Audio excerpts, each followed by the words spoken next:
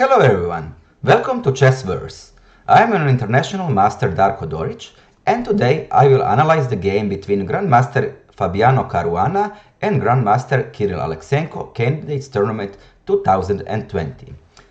Caruana started the game with d4, knight f6, c4, e6, knight c3, bishop b4, Nimzo Indian defense, and now Caruana played f3. This is a big surprise from Caruana. He didn't play Kmoch variation in the tournament practice before this game.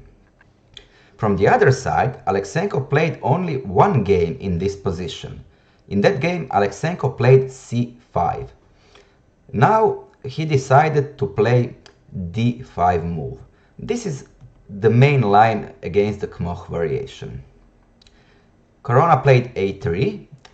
The idea behind this move is to make black decide to play without a bishop pair or to give the white the center.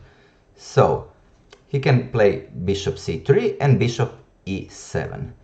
Let's see what's happening on bishop c3. On bishop c3, bc3, c5, cd5. Now black have two options. Knight d5 and e d5. If he plays e d5, white will continue with e3, short castle, bishop d3, b6, knight e2. This position is known as slightly better for white. So, because of that, usually black plays knight d5, dc5, queen a5, and now e4. As you can see, this is a very sharp line, and let's be honest and say that no one would like to play this without a serious preparation. Probably because of that, Alekseenko decided to play bishop e7. Now, of course, Caruana plays e4, d4, fe4, c5. Again, rare continuation, but nothing can surprise Caruana. He played d5. Instead of c5, possible continuation is e5. Now d5, bishop c5, knight f3, bishop g4, h3, bishop takes on f3, queen takes on f3, knight from b to d7. As you can see, white is slightly better here, bishop pair, control of the center. So, because of that, Alekseenko decided to play c5 line. And now Caruana played d5, Alekseenko took e d5, e d5, and now defended passed pawn is the main characteristic of this position. But didn't last long, as you will see in the game. Alekseenko castled, bishop e2. This is more precise, and at least that's my opinion, than knight f3, because now black can't play immediately bishop g4 as he would play probably if white played knight f3. So now Alekseenko went to open file with a rook, which is almost always a good thing to do. Knight f3 and now bishop g4. It's hard to say that this is a mistake since this looks a logic, but my opinion is that bishop f5 was much better option. So let's see what's happening on bishop f5. This would be actually a novelty, and let's see what is happening after this move. White castles, bishop g6, and now moving from f5, and now white have a lot of moves possible.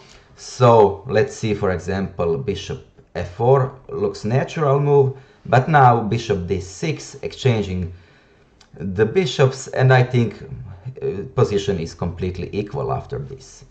Another possibility is knight h4, but now black have tactical option. So let's see what's happening on knight d5, knight g6 captures the bishop, and now important move, black can take on c3. Now we have two possible lines. First is bc3, takes the knight, h takes on g6, rook b1. This is the only possible way how to return the pawn, since b6 now it's not possible because of bishop f3, knight d7, rook b7 and knight b6 with equal chances. Another possibility is in this position to play knight e7. Interesting move, check, queen e7, white takes on c3, queen e2 and queen d5. Now double attack on b7 and on f7. Best way for black is to play queen e6, queen captures on b7 and knight c6. As you can see, black is slightly better because white have doubled pawns on c file. And the last possible move on bishop g6 is knight e5. I think this is the best move. Now black plays bishop d6, knight g6, black captures on g6, knight b5 and bishop e5, centralizing the bishop.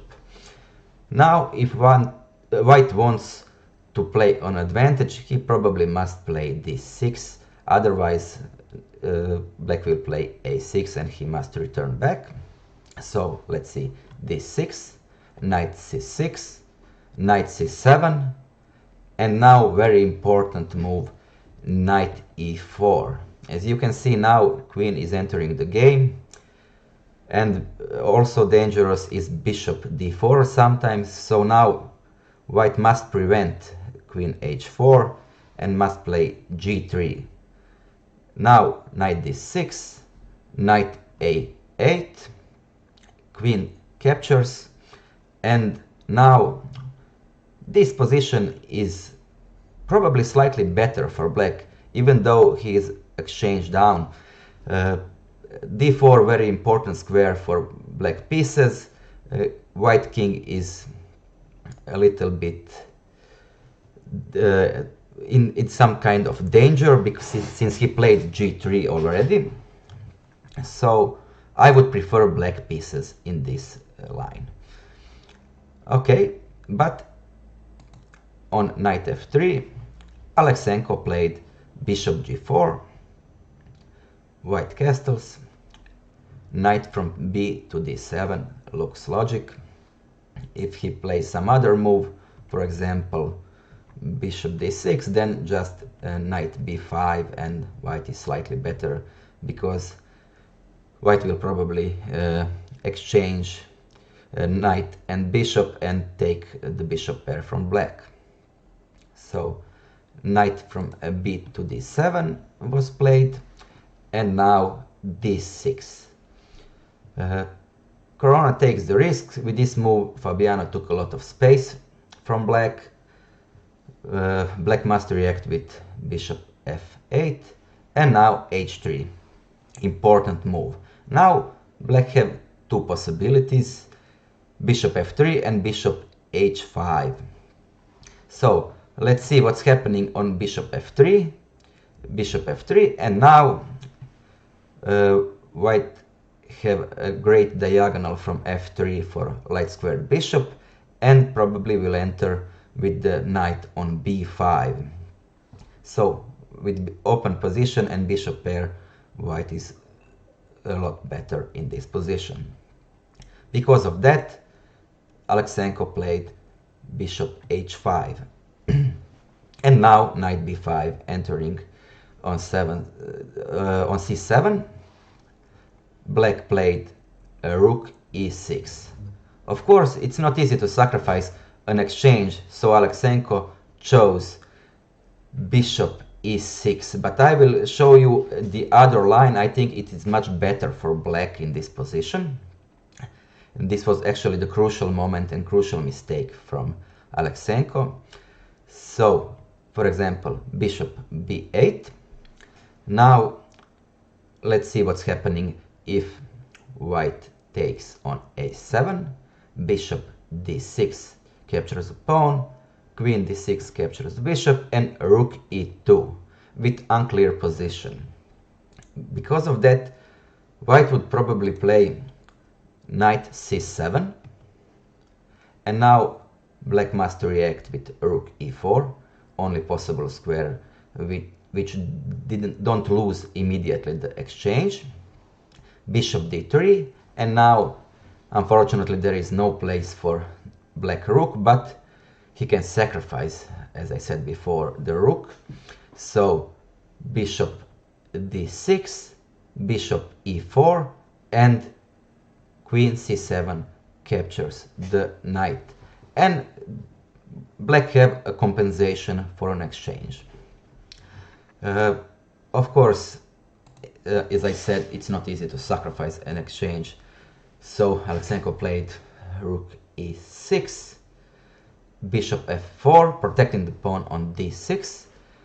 It's important to know that this was first move on which Fabiano lost some time to find, and Alekseenko already spent whole hour to get in this position. a6, knight c7, rook e4 attacking the bishop. Now the best move was queen d2, and now rook c8 and rook from a to d1. As we can see, black have really tough position here because white will play g4, and black seriously have a lack of space in this position.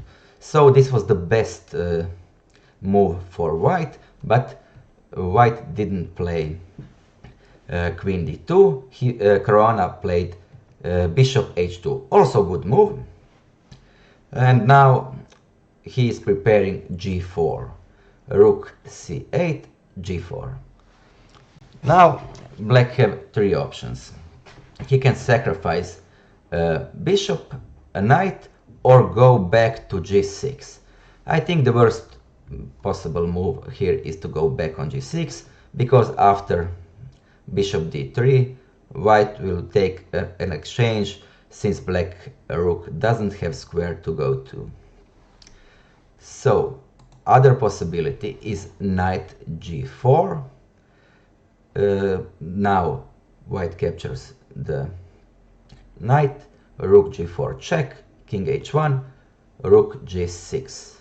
White is better, but at least white king is exposed and the rooks and queens are on the board.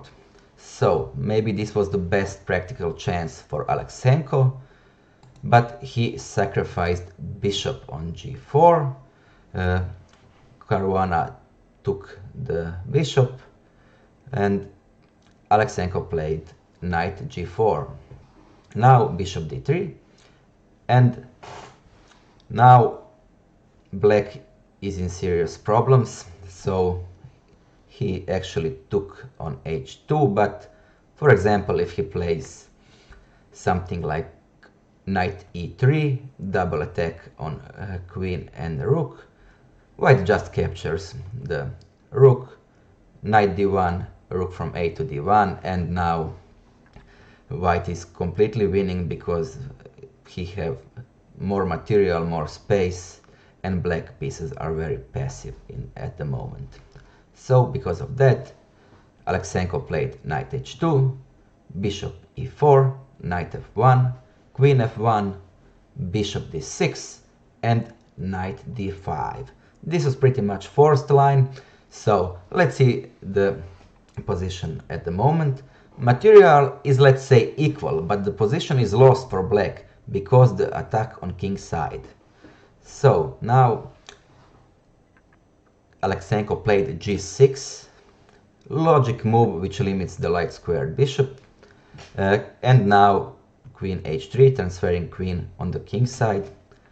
Black played king g7, and now important move, king h1, preparing to enter with the rook on g1 and attack black king's side. Now Alekseenko played knight e5, and important move from Caruana, he played knight h4, continues with his attack. Other possibility, and not the good one, for example, if white exchange the knight and black captures, now we can see the material is equal and we don't have attack on black king, and actually our king is now very weak. So I prefer black pieces in this line. Of course, Caruana saw that and he played knight h4. He avoided exchange because he will need all his pieces for an attack. h5 and rook g1.